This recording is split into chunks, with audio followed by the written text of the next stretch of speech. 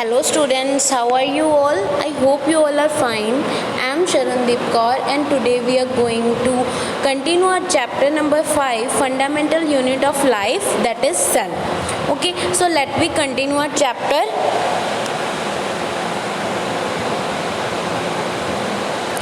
आज का बेटा जो हमारा फर्स्ट टॉपिक है that is how the movement occurs.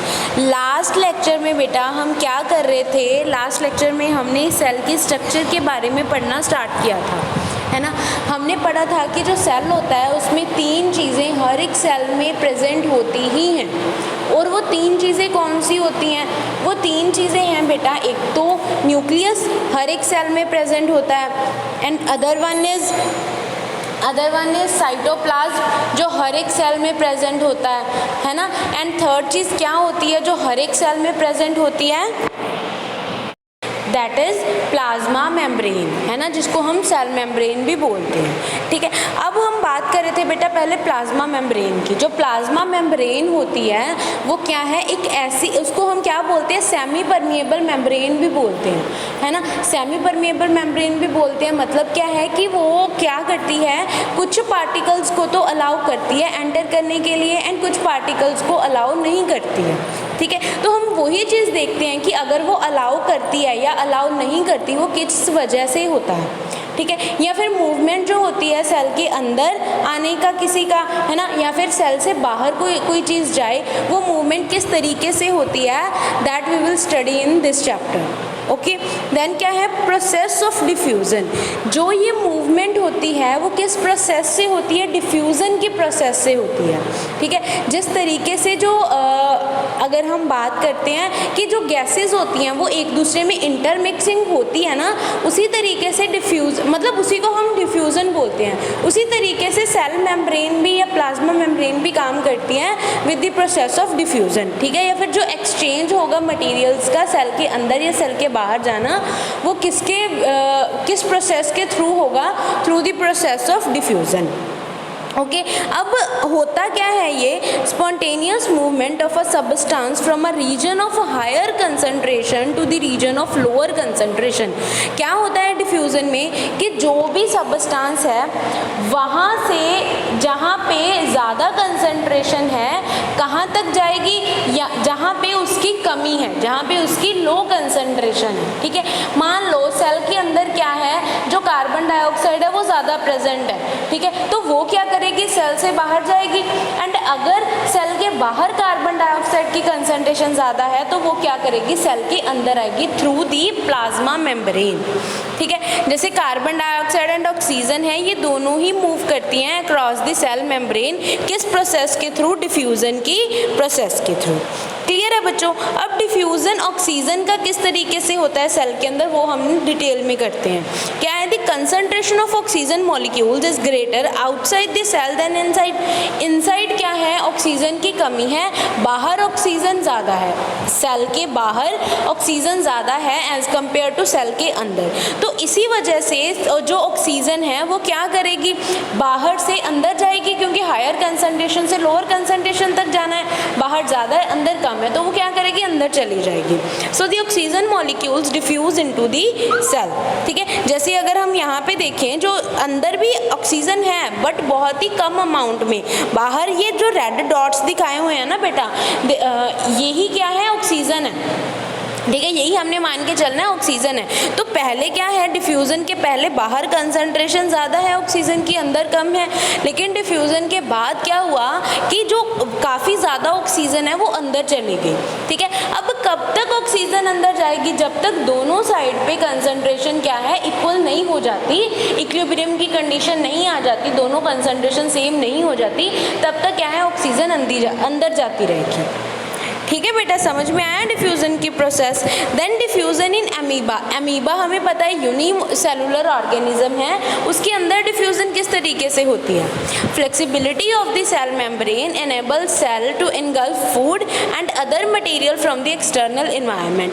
अब होता क्या है, अमीबा के अंदर तो एक ही सेल प्रेजेंट होता है ना, तो वही सेल होता है, वही सेल मतलब क्या है, फूड को इनगल्फ करता है, मतलब फूड को अंदर लेके जाने का काम करता है। एंड उसी सेल मेम्ब्रेन के थ्रू डिफ्यूज़न के प्रोसेस से एक्सटर्नल एनवायरनमेंट से क्या है, ऑक्सीजन अंदर चली जाती है। ठीक है, इस प्रोसेस को क्या बोलते हैं, जिस प्रोसेस से जो अमीबा है वो फूड अंदर लेता है, फूड को खाता है या फूड उसके सेल के अंदर जाता है, उस प्रोसेस को क्या बोला जाता है, एंडोसाइटोसिस। ये बहुत ही इंपॉर्टेंट है बेटा, आपको एमसीक्यू में आ सकता है कि उस प्रोसेस का नेम बताओ जिससे अमीबा क्या करता है, फूड इनगल्फ करता है। That process is known as endocytosis. Okay, then क्या है, amoeba use such process for engulfment. तो इस प्रोसेस का यूज़ करता है इनगल्फमेंट करने के लिए, मतलब फूड को अंदर लेने के लिए। देन डिफ्यूज़न इन सेल्स, सेल्स के अंदर किस तरीके से डिफ्यूज़न होती है वही बात कर रहे हैं। Diffusion is an important way by which oxygen and carbon dioxide move into and out of the cells. Clear है ना, डिफ्यूज़न ऐसी प्रोसेस है जिसके थ्रू जो गैसेज हैं उसका एक्सचेंज होता है सेल से, सेल के अंदर या सेल के बाहर जाएंगे। ठीक है, तो यहाँ पे क्या है, हमें अमीबा की एक डायग्राम दिखाई हुई है। ठीक है, जो ये बाहर वाली कवरिंग है, आउटर जो सरफेस है, that is known as cell membrane, है ना। तो फूड एंड ऑक्सीजन क्या है, डिफ्यूज़ करते हैं इसकी बॉडी के अंदर। Carbon dioxide and waste products जो होते हैं इसकी बॉडी से क्या आ जाते हैं, बाहर आ जाते हैं। ठीक है, फूड एंड ऑक्सीजन अंदर जाएंगे इसकी बॉडी के, and carbon dioxide and other waste products जो होते हैं वो क्या है, बॉडी के बाहर आते हैं through the process of diffusion. ठीक है, अब क्या है, दो तरीके का ट्रांसपोर्ट होता है, एक तो पैसिव ट्रांसपोर्ट, एक एक्टिव ट्रांसपोर्ट। ठीक है, अब पैसिव ट्रांसपोर्ट में क्या है, पैसिव ट्रांसपोर्ट में क्या है, आउटसाइड द सेल से इनसाइड द सेल क्या हो रही है, डिफ्यूज़न हो रही है। ठीक है, एंड एक्टिव ट्रांसपोर्टेशन में क्या होता है कि इनसाइड द सेल से आउटसाइड द सेल क्या है, कोई डिफ्यूज़न हो रही है। ठीक है, पैसिव ट्रांसपोर्ट में क्या होता है, आउटसाइड बाहर से अंदर जाता है, बाहर से अंदर आता है। एंड एक्टिव ट्रांसपोर्टेशन में क्या होता है, अंदर से बाहर जाएगी कोई चीज़। समझ में आया? तो यहाँ से देखो, एक और प्रोसेस जनरेट होती है, that is known as osmosis. ठीक है, एक और प्रोसेस जनरेट हुई जिसको हम क्या बोलते हैं, ऑस्मोसिस बोलते हैं। अब ऑस्मोसिस होती क्या है, ऑस्मोसिस एक ऐसी मूवमेंट है, the movement of water molecules through a selectively permeable membrane is called osmosis. ये डिफ्यूज़न से थोड़ी सी मिलती जुलती प्रोसेस है, लेकिन डिफरेंस है इसमें। डिफरेंस क्या है कि डिफ्यूज़न, देखो डिफ्यूज़न में हमने क्या यूज़ किया था, डिफ्यूज़न में अंदर से बाहर, बाहर से अंदर कोई भी गैसेस जा रही हैं, है ना।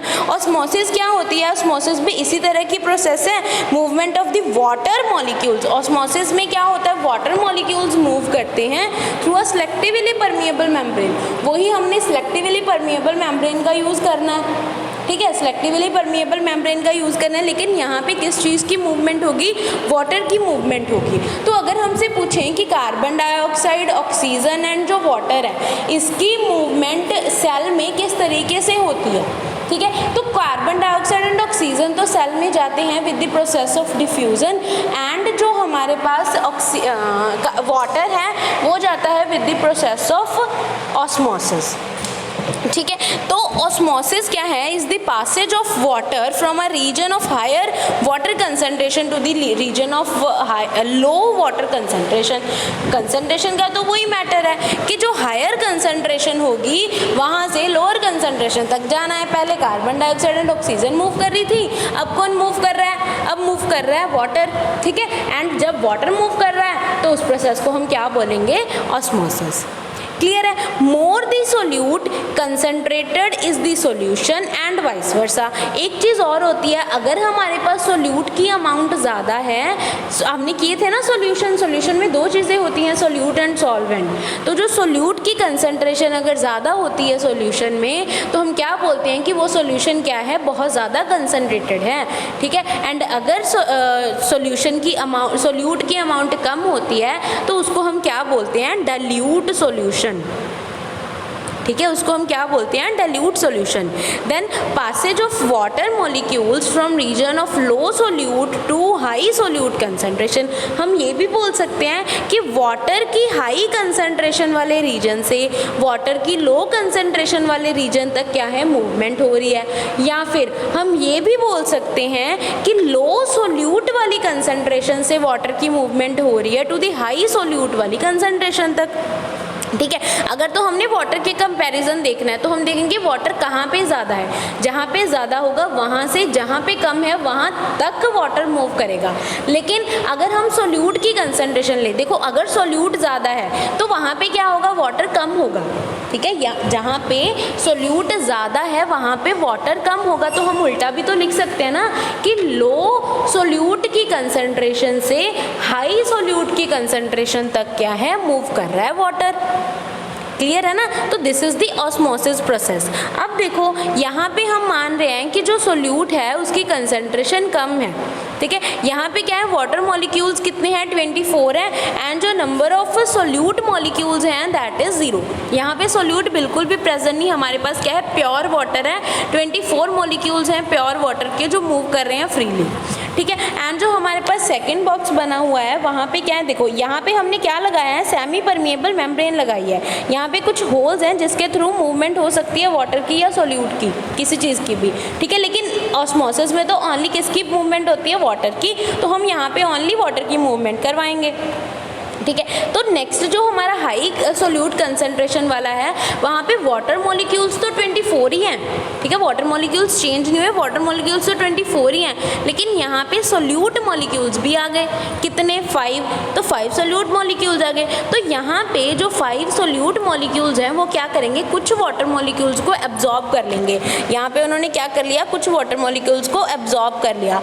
अब क्या है, ओनली जो फ्री हमारे पास वाटर मॉलिक्यूल्स बचे हैं वो क्या हैं, ओनली 4 ही बचे हैं। ठीक है, जो फ्री वाटर, ये वाटर मॉलिक्यूल के लिए बनाया हुआ है ना सिंबल, तो यहाँ पे क्या है, ओनली 4 ही वाटर मॉलिक्यूल्स बचे हैं। बाकी वाटर मॉलिक्यूल्स किसने ले लिए, सोल्यूट ने ले लिए। तो यहाँ पे अब मूवमेंट क्या होगी, कम होगी। तो हम क्या बोल सकते हैं, कहाँ पे वाटर मॉलिक्यूल की कंसंट्रेशन ज़्यादा है, जहाँ पे फ्री वाटर है। यहाँ पे वाटर की मूवमेंट हो सकती है ना, वाटर जो है यहाँ पे ज़्यादा अमाउंट में प्रेजेंट है, यहाँ पे कम अमाउंट में प्रेजेंट है। तो मूवमेंट कैसे होगी, ऑस्मोसिस कहाँ से कहाँ तक होगी, इधर वाली साइड से इधर वाली साइड, क्योंकि यहाँ पे वाटर फ्री ज़्यादा है, यहाँ पे मूवमेंट उनकी कम होगी, कम मॉलिक्यूल्स फ्री स्टेट में प्रेजेंट हैं। क्लियर हुआ ना बच्चों। चलो नेक्स्ट देखते हैं। नेक्स्ट इज वही हमने प्रोसेस दिखाई गई है, ऑस्मोसिस की प्रोसेस है। क्या है, सेमी परमिएबल मेम्ब्रेन लगाई है हमने बीच में। ठीक है, देन क्या है, एक साइड हमने डाइल्यूट शुगर सॉल्यूशन लिया, एक साइड कंसनट्रेटेड शुगर सॉल्यूशन लिया। मतलब जो कंसनट्रेटेड शुगर सॉल्यूशन वाली साइड है वहाँ पे हमने क्या लिया, जो शुगर है वो ज़्यादा अमाउंट में प्रेजेंट है एंड वाटर कम अमाउंट में प्रेजेंट है। ठीक है, एंड अगर हम डाइल्यूट शुगर सॉल्यूशन की बात करें तो यहाँ पे क्या है, जो वाटर है वो ज़्यादा अमाउंट में प्रेजेंट है एंड जो हमारे पास सोल्यूट है वो कम अमाउंट में प्रेजेंट है। सोल्यूट मीन्स शुगर, शुगर क्या है, बहुत कम अमाउंट में प्रेजेंट है। ठीक है, तो अब मूवमेंट कहाँ से होनी है, जहाँ पे वाटर ज़्यादा है एंड शुगर क्या है, कम है, वहाँ पे ही होगी ना। देखो यहाँ पे क्या है, वाटर मॉलिक्यूल ज़्यादा है, यहाँ पे वाटर मॉलिक्यूल्स कम है, यहाँ पे शुगर कम है, यहाँ पे शुगर ज़्यादा है। समझ में आया। तो कहाँ से कहाँ तक जाएगा, जहाँ पे वाटर ज़्यादा होगा एंड शुगर कम होगी, वहाँ से लेके कहाँ तक जाएगा, जहाँ पे वाटर कम है शुगर ज़्यादा है। ठीक है, तो इस वाली डाइल्यूट वाली साइड से कंसनट्रेटेड वाली साइड पे क्या है, वाटर की मूवमेंट होना शुरू हो जाएगी।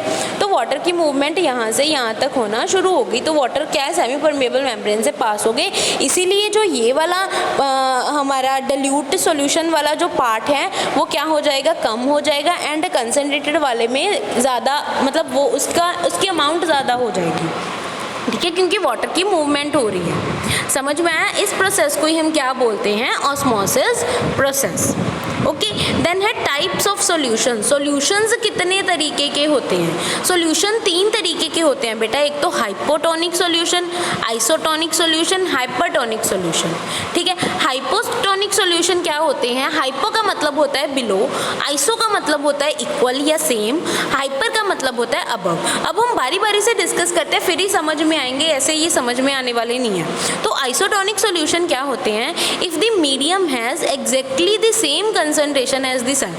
मान लो हमारे पास एक सेल है, ठीक है, एक सेल है, उसको हमने एक बीकर में डाला, ये हमारे पास जो गोल वाला मैंने बनाया सर्कुलर, ये क्या है? सेल है, ठीक है। इसके अंदर क्या है? कोई भी हमने क्या है? सॉल्यूशन डाल के रखा है, ठीक, कोई भी सॉल्यूशन डाल के रखा है। अब वो सॉल्यूशन कैसा है? हाइपोटोनिक है, हाइपरटोनिक है या आइसोटोनिक है, वो हमें कैसा पता चलेगा?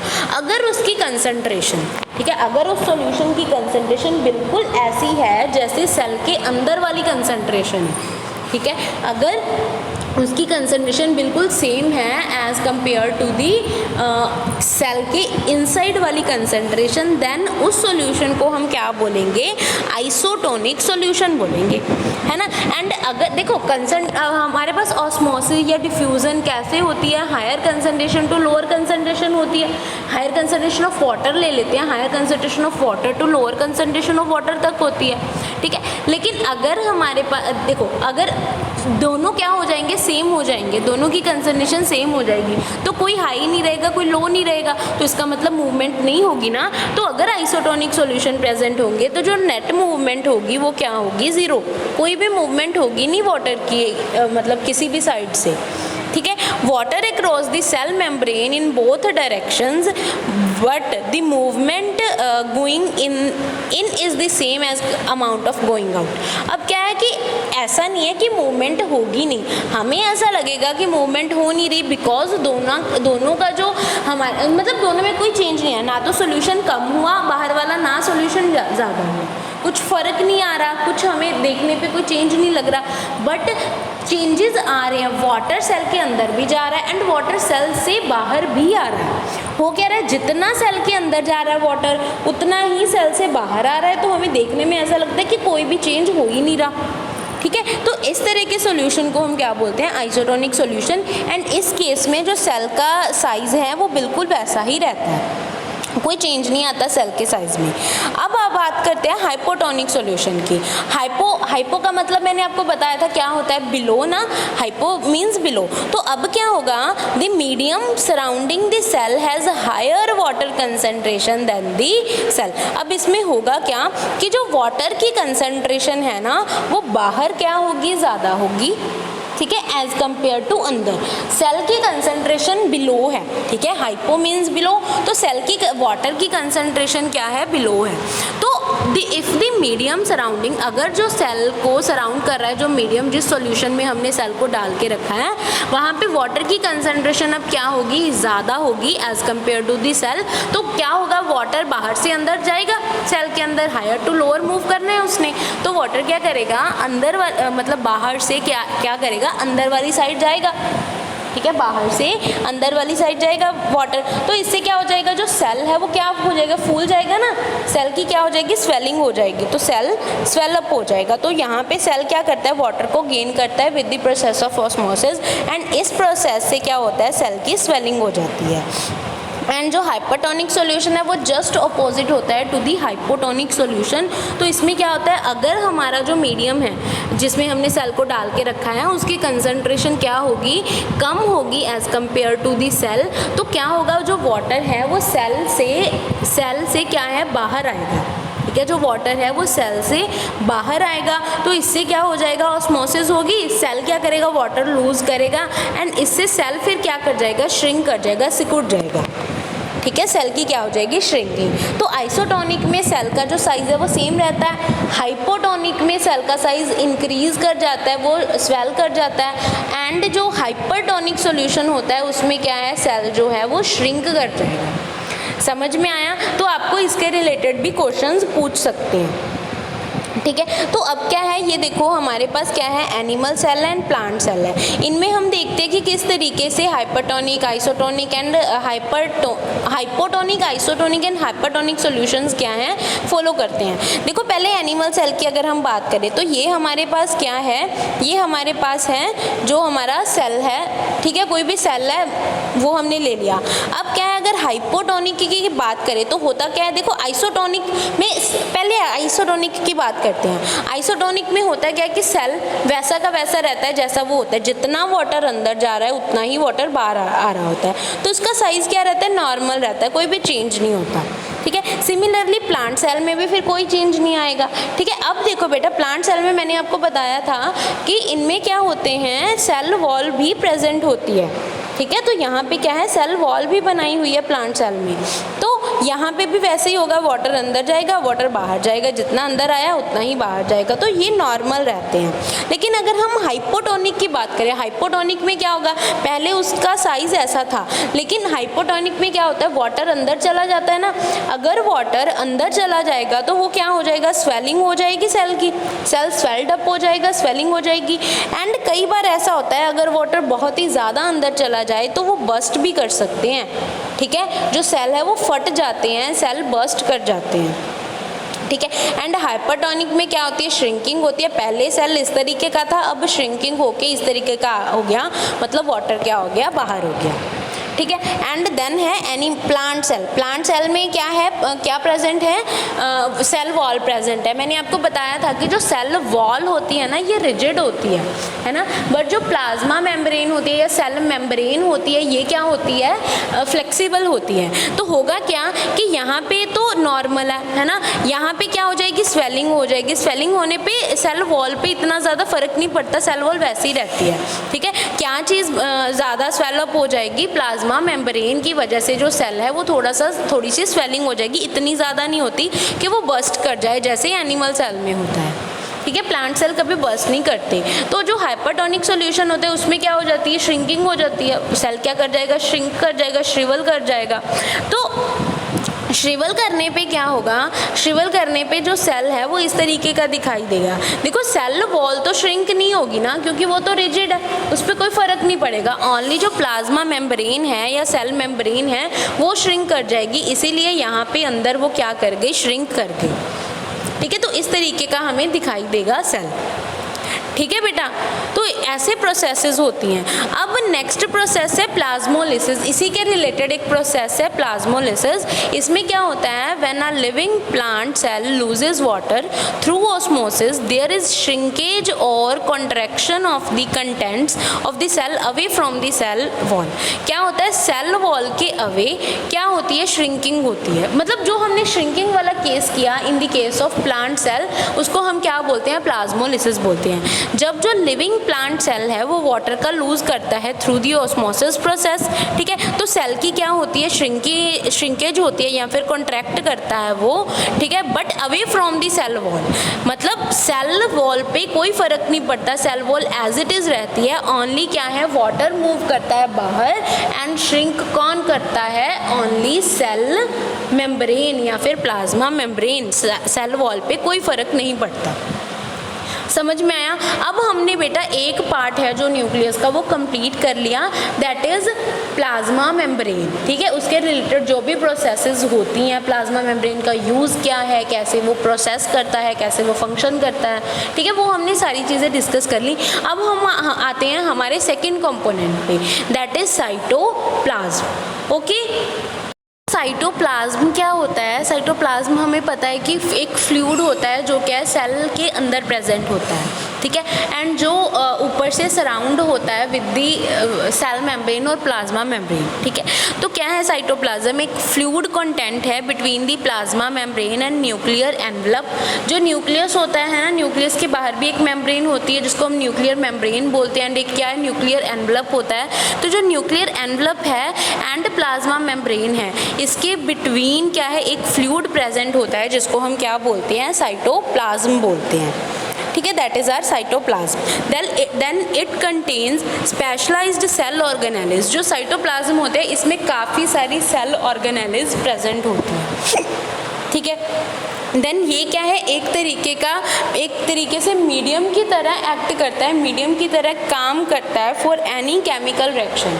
किसी भी केमिकल रिएक्शन के लिए ये क्या है, एक तरीके से मीडियम का काम करता है। ठीक है। देन है बेटा हमारे पास न्यूक्लियस। What is nucleus? अब सेल ऑर्गेनेलिज्म हम डिटेल में डिस्कस करेंगे लेकिन नेक्स्ट वीडियो में। अब हम क्या करते हैं, न्यूक्लियस। न्यूक्लियस क्या है? Large centrally located spherical cellular क्या है, कंपोनेंट। क्या है? सेंटर में प्रेजेंट होता है न्यूक्लियस। लार्ज इसका मतलब काफ़ी बड़ा होता है, ऐसे नहीं कि बिल्कुल छोटा सा होगा, काफ़ी बड़ा होता है न्यूक्लियस, ठीक है। सेंटर में प्रेजेंट होगा, स्फेरिकल सेलुलर कंपोनेंट होता है, मतलब सेल के अंदर प्रेजेंट होता है तो सेलुलर कंपोनेंट हुआ। स्फेरिकल इसकी क्या होती है, शेप होती है, ठीक है। ये क्या है, दो न्यूक्लियर मेम्ब्रेन से बाउंड होता है, ठीक है। Bounded by two nuclear membrane forming a nuclear envelope. वो क्या बना लेती है, न्यूक्लियर एनवलप बना लेती है। Nuclear envelope separates nucleus from the cytoplasm. अब ये न्यूक्लियर एनवलप क्या करता है, न्यूक्लियस को साइटोप्लाज्म से सेपरेट करने का काम करता है। मतलब एक बाउंड्री बन जाती है या एक वॉल बन जाती है, एक दीवार बन जाती है between the nucleus and the cytoplasm, ठीक है। जो न्यूक्लियर एनवलप होता है, मतलब दो कैसे बाउंडेड रीजन हो गए, एक तो ऊपर पहले न्यूक्लियस है, न्यूक्लियस के ऊपर क्या है, न्यूक्लियर मेम्ब्रेन है, फिर उसके ऊपर क्या है, न्यूक्लियर एनवलप होता है, ठीक है। फिर साइटोप्लाज्म आता है। तो न्यूक्लियर एनवलप क्या करेगा, न्यूक्लियस को साइटोप्लाज्म से सेपरेट करके रखेगा, अलग करके रखेगा। Then it contains various pores called nuclear pores and encloses liquid ground substance nucleoplasm। अब न्यूक्लियस के अंदर कुछ पोर्स होते हैं, ठीक है, कुछ होल्स होते हैं छोटे छोटे, जिनको हम क्या बोलते हैं, न्यूक्लियर पोर्स बोलते हैं। एंड ये क्या है, इसके अंदर क्या है, न्यूक्लियोप्लाज्म प्रेजेंट होता है, ठीक है। इसके अंदर न्यूक्लियोप्लाज्म प्रेजेंट होता है, जो क्या है, एक लिक्विड होता है न्यूक्लियस के अंदर। क्लियर है बच्चों? देन बेटा this is the structure of nucleus, ठीक है। ये न्यूक्लियस की स्ट्रक्चर है जिसके अंदर क्या क्या चीज़ें प्रेजेंट होती हैं। एक तो बेटा क्या है, ये सारा का सारा क्या है, न्यूक्लियस है, ठीक है। इसके बाहर क्या है, न्यूक्लियर मेम्ब्रेन है। एंड मैंने आपको बताया था कि न्यूक्लियर मेम्ब्रेन के अंदर क्या होते हैं, पोर्स प्रेजेंट होते हैं। एंड ये क्या है, वो वाले पोर्स हैं, ठीक है। न्यूक्लियर पोर, न्यूक्लियर मेम्ब्रेन के अंदर, ठीक है, अंदर क्या है, एक फ्लूइड प्रेजेंट होता है जिसको हम न्यूक्लियोप्लाज्म बोलते हैं, ठीक है। एंड न्यूक्लियस के अंदर एक सबस्टांस प्रेजेंट होता है जिसको न्यूक्लियोलस बोला जाता है, ठीक है। एंड एक ना थ्रेड लाइक स्ट्रक्चर्स प्रेजेंट होती हैं इन दी न्यूक्लियस। न्यूक्लियस के अंदर एक थ्रेड लाइक स्ट्रक्चर प्रेजेंट होती है जिसको हम क्रोमैटिन बोलते हैं, ठीक है। क्या क्या चीज़ें हैं, न्यूक्लियस किसका बना हुआ, न्यूक्लियस के बाहर एक मेम्ब्रेन है जिसको हम न्यूक्लियर मेम्ब्रेन बोलते हैं, ठीक है। एंड एक क्या है, थ्रेड लाइक सबस्टांस प्रेजेंट होता है जिसको हम क्या बोलते हैं, क्रोमैटिन बोलते हैं, ठीक है। देन क्या है, न्यूक्लियोप्लाज्म, एक फ्लूइड प्रेजेंट होता है न्यूक्लियस के अंदर।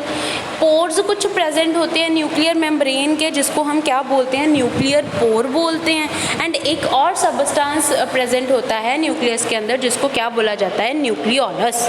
ओके बेटा, तो यहाँ तक हम आज कंप्लीट करते हैं, फिर नेक्स्ट हम क्या है, नेक्स्ट वीडियो लेक्चर में प्रोसीड करेंगे। ओके बेटा, so thank you and have a nice day.